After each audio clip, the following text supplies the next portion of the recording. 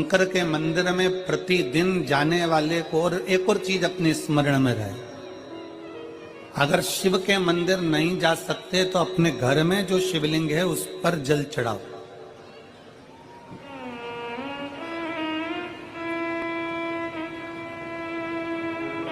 और यदि आप अपने शंकर के घर में शिवलिंग पर भी जल नहीं चढ़ा पा रहे हो तो किसी बेलपत्री का वृक्ष हो, उस वृक्ष के नीचे भी जल चढ़ाओ। और कभी मौका मिल जाए, कभी भगवान शंकर की बड़ी करुणा हो जाए, भगवान शंकर की बड़ी उदारता हो जाए, भगवान शंकर की बड़ी कृपा हो जाए, बड़ी कृपा हो जाए, भगवान शंकर जिस दिन तुम्हारे ऊपर बड़ी कृपा कर दे, किसी सोमवार को 3 नियम बना लो। जिस दिन मेरा भोले बाबा तुम पर कृपा कर दे उस दिन सोमवार का एक नियम बनाओ कि महीने का एक सोमवार मुझे ऐसा करना है, 3 नियम धारण करना है महीने के सोमवार को। पहला, सुबेरे जाकर शंकर भगवान को 1 लोटा जल चढ़ाना है। दूसरा, दोपहर के समय पर जाकर मुझे बेलपत्री के वृक्ष के नीचे एक चावल का दाना रखकर बेलपत्री की 7, 11, 21, 108, 51 जितनी परिक्रमा आप लगा सकते हो वो लगाना है। और तीसरा, बेलपत्री के वृक्ष के नीचे और शंकर के मंदिर के दरवाजे पर मुझे एक घी का दीपक लगाना है। बस ये 3 नियम जिसने महीने में एक बार ले लिया, समझ लो उसको पीछे हटने की जरूरत ही नहीं, वो आगे ही बढ़े। महीने के किसी एक सोमवार का ऐसा नियम बना लो कि मुझे 3 नियम धारण करना है महीने के किसी भी एक सोमवार को। हम ये नहीं कहेंगे कि तुम सोमवार 5 पढ़ रहे हैं तो 5 को करो, 4 पढ़ रहे हैं तो 4 को करो, 3 पढ़ रहे हैं तो 3 को करो।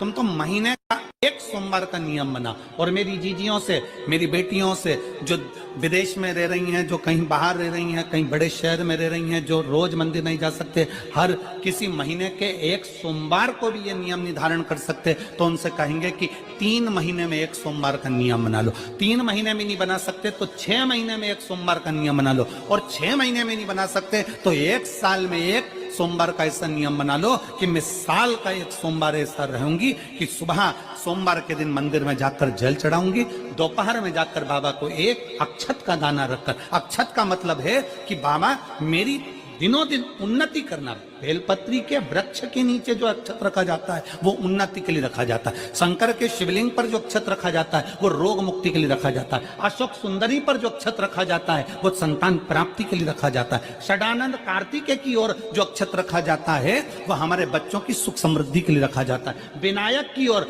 गणेश जी की ओर जो अक्षत रखा जाता है वो हमारे घर में कोई मंगल कार्य आ जाए उसके लिए रखा जाता है। और जो पीठिका होती है जिसपे शिवलिंग रखा होता है, पार्वती जी का हस्तकमल, उस पर अक्षत रखा जाता है तो नारी के अखंड सौभाग्य के लिए रखा जाता है। अक्षत रखने का भी तरीका है। एक चावल का दाना कहां रखा जाता है, क्यों रखा जाता है, कैसे रखा। अब कई लोग कहते हैं गुरुजी ये शिव महापुराण में आप ये नियम बताते हो, तरीका बताते हो। हम तो उनसे कहेंगे डॉक्टर के पास जाओगे तो डॉक्टर भी गोली लिखकर ये नहीं कह देगा कि ये सारी गोली एक साथ खा जा। डॉक्टर भी कहेगा ये गोली सुबह खाना है, ये गोली शाम को खाना है, ये गोली दोपहर में खाना, ये गोली भूखे रहकर खाना। बोलो सही है कि गलत है। ये रात्रि को खाना खाने के बाद खा लेना, ये खाना खाने के पहले, ये नाश्ते के पहले। और सुनो, ये दवाई, ये वाली पीछे वाली जो दवाई लो ना इसको दूध से लेना, ये वाली जो दवाई लो ना इसको पानी से लेना। और सुनो, ये डब्बी है इसको पानी में मिलाकर फिर पीना। दवाई लेने का भी तरीका है, उसी तरह शिव महापुराण में एक एक अक्षत का भी तरीका है और एक एक बेलपत्री का भी तरीका है। अब मान लो कई लोग कहते हैं गुरुजी आप ये तरीका बताते हो शिव पुराण के माध्यम से, कई लोगों के मन में संशय जागता है, तो अगर हम एक साथ चावल चढ़ा दे तो उसका क्या तरीका है। तो हमारा निवेदन है डॉक्टर जो दवाई ले एक ही बार में निपटा जाए, एक ही बार में खा ले। दवाई एक बार में पूरी खा गए असर नहीं करेगी, इसमें डॉक्टर का कोई दोष नहीं है। उसने तो बताया था ऐसे लेना, ऐसे लेना। और तुमने मैं डॉक्टर साहब ने पूछा दवाई पूरी ली, शाम की दवाई भूल गई थी, सवेरे की दवाई भूल गई थी, ये दवाई भूल गई थी। डॉक्टर कहेगा हमने तो नियम बताया तब तुमने नहीं खाई, तो असर कहां से करेगी। तुम असर कब करती है जब हम पूजन के तरीके को जान जाएं, जब हम अर्चना के तरीके को जाएं। आप साल भर का एक सोमवार निकाल लो, 6 महीने का एक सोमवार निकाल लो, 3 महीने का एक सोमवार निकाल लो, महीने का एक सोमवार निकाल लो, अपने से दिल में बन जाए तो एक सोमवार ऐसा निकालो जिसके 3 नियम धारण हो। पहला, उसी सोमवार जिसको कर रहे हो उस दिन सुबह जल चढ़ाना। दूसरे, दोपहर के समय पर जाकर बेलपत्री के वृक्ष के नीचे एक चावल का दाना रखना और परिक्रमा बेलपत्र की जितनी तुमसे बन जाए, जितनी तुम्हारे शरीर की कैपेसिटी हो, जितना तुम्हारा शरीर चलते बन जाए। हम तो ये भी नहीं कहते कि तुम भूखे रहकर भगवान का भजन करो, हम कभी नहीं कहते।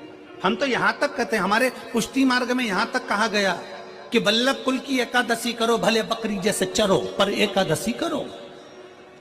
हम तो यहां तक कहते हैं कि बहुत समय से कल मेरी एकादशी है, एकादशी है, एकादशी है, एकादशी है, पूरे घर को हिलाकर रख दिया, एकादशी है, एकादशी, एकादशी है। बहू टेंशन में, बेटा डिप्रेशन में, पति पपीता ला ला के, सेव फल ला ला के, मूंगफली का दाना ला ला के, काजू कतली ला ला के, सेव फल ला ला के, और सारा सामान, साबूदाना और खिचड़ी और ना चिप्स ना जाने क्या क्या ला ला के, बेचारा पति एकादशी आती है वो नौमी से चिंता में पड़ जाता है।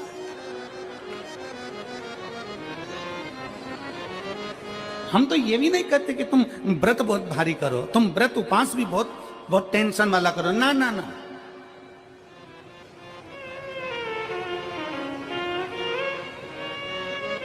अपने को व्रत उपास भी इतना बहुत बहुत भूखे रह रहे हो, बहुत प्यासे रह रहे हो, और मालूम पड़े कि भगवान हमें मिलेगा, भगवान हमें मिलेगा। भगवान कहता है कि देख भाई, मैं भी भूखा नहीं रहता, तू भी भूखा मत रहे, मैं भी चकाचक रहता हूँ, तू भी चकाचक रहे, मैं भी अपने। और भगवान शंकर तो ये भी कहते हैं कि अपना परिवार भी मत छोड़ो। मेरे पास में पार्वती भी, एक ही देवता है जो विद फैमिली मंदिर में बैठता है। शंकर जी हैं तो पार्वती जी है, तो गणेश जी हैं, तो कार्तिकेय जी हैं, तो नंदी है, सब मंदिर के अंदर चाहिए। शंकर भगवान अपने पूरे परिवार के साथ। शंकर जी तो ये कहते हैं अकेले तुम क्यों रहते हो,